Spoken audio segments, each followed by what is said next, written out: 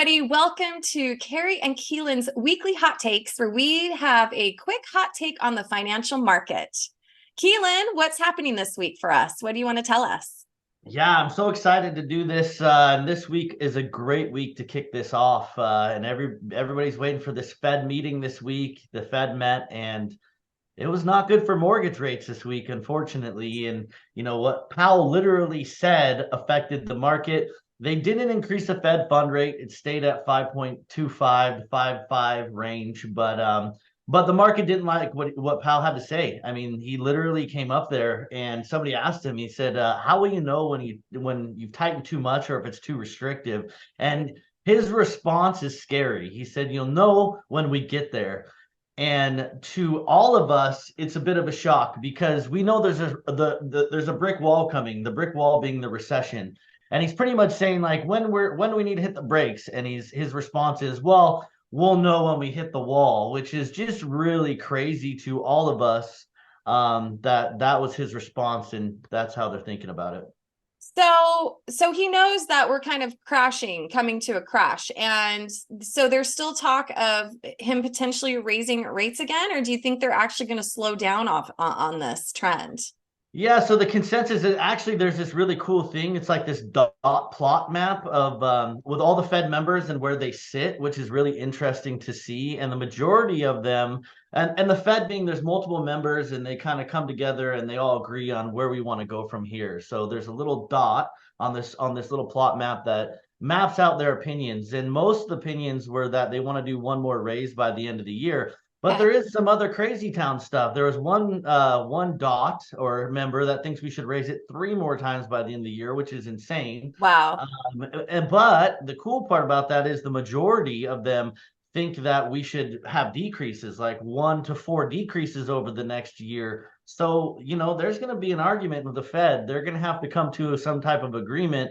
I mean, we know rates are going to come down. We know there's a recession. We know that they're going to have to pivot off of this. So it's just Right. crazy town for all of us to see what if you know you're going to have to decrease rates, then why would you increase it before you have to decrease it? It's like you're coming 100 miles an hour towards a brick wall. Why wouldn't you smash on the brakes Right. knowing that you're going to hit it? Well, and that's what I'm thinking, pump the brakes. Like if you can see it kind of crashing. Because I feel that, buyers are still a little on the fence when it comes to interest rates. I mean, I know that, it's almost October, it's the end of September.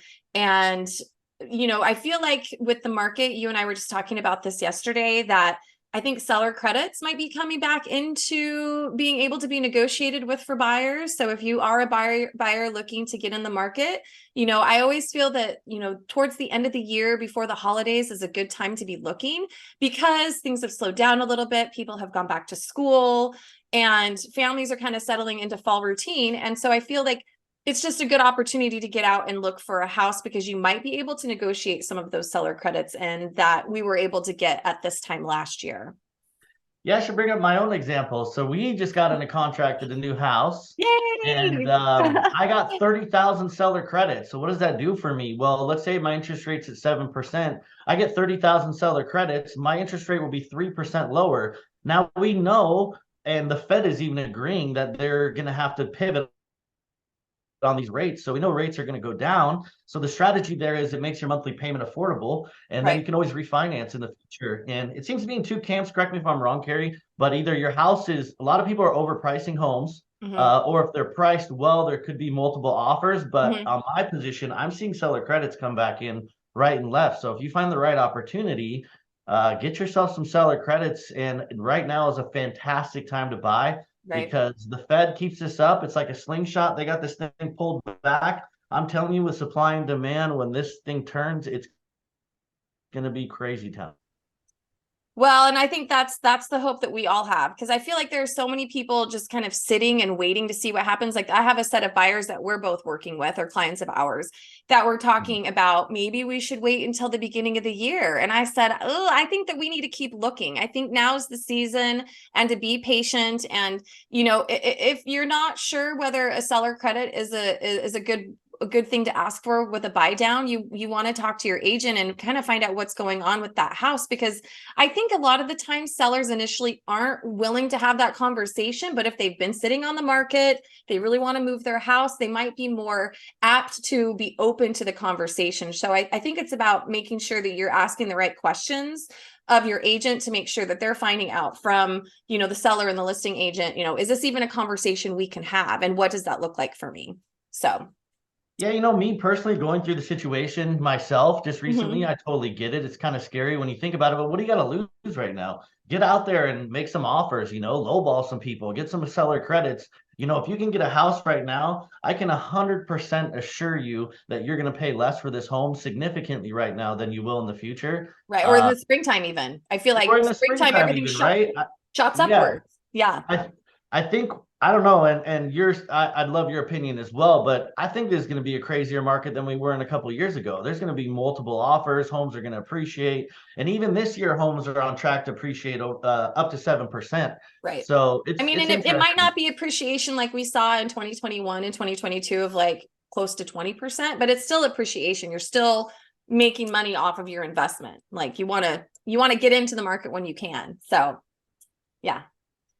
Yeah, we're talking significant appreciation on an asset. I mean, this is an investment, and I feel like the real enemy. And for any of those out there that are interested, I'd be happy to do a cost of waiting analysis for you. But the real enemy is how much you pay for rent right now. Paying Mhm. $3,000 a month. Add that up. That adds up real quick. 6 months, 18 grand. The loss of appreciation on your home, especially if you miss the bus. I mean, the loss of amortization from paying your loan down. Mhm. There was an article that came out that was talking about renting is better in all these, metros, Right.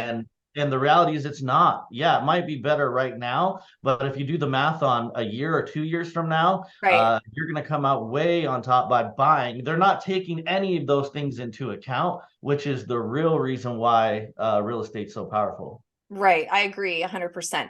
Would you, so we can go ahead and include in the body of our video for people. Can you send me that article, and that way I can attach it into the comments, and then that way if people see this and want to learn more, they can actually see that article.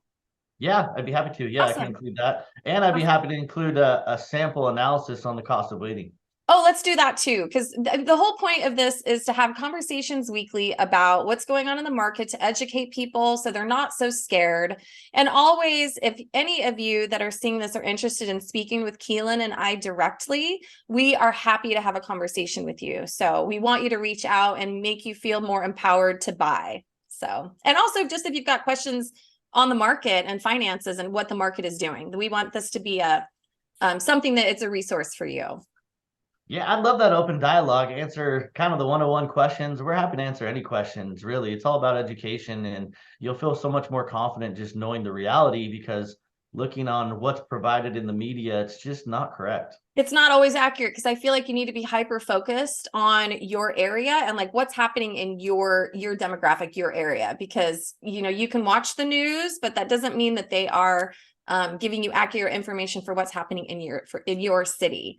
So I challenge everybody out here that's watching Keelan and I for our weekly hot takes. If you have a question that you would like to have answered, I would love for you to comment below, and then Keelan and I can gather these together and go ahead and give you a shout out and answer any questions that you might have. That'd So, be fun. I like this Keelan, idea. do you have anything else to add? No, I would say, just generally speaking, history speaks. The best time, everybody wishes they bought a home last year, or the year before. And I mean, I've heard it for a decade now. So the reality I is, do. right? Yeah. Yeah, I mean, we're all an example of that. And it always proves to be right. The best time to buy is today and yesterday. And it hasn't changed at all. And there's no, I mean, I think we'll have to do another one on the difference between now and '08, I think because so. a lot of people freak out about that.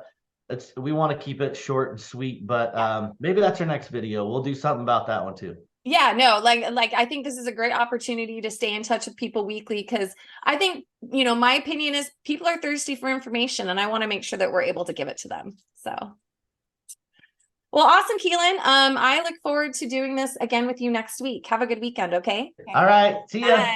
Bye. See ya. Mhm.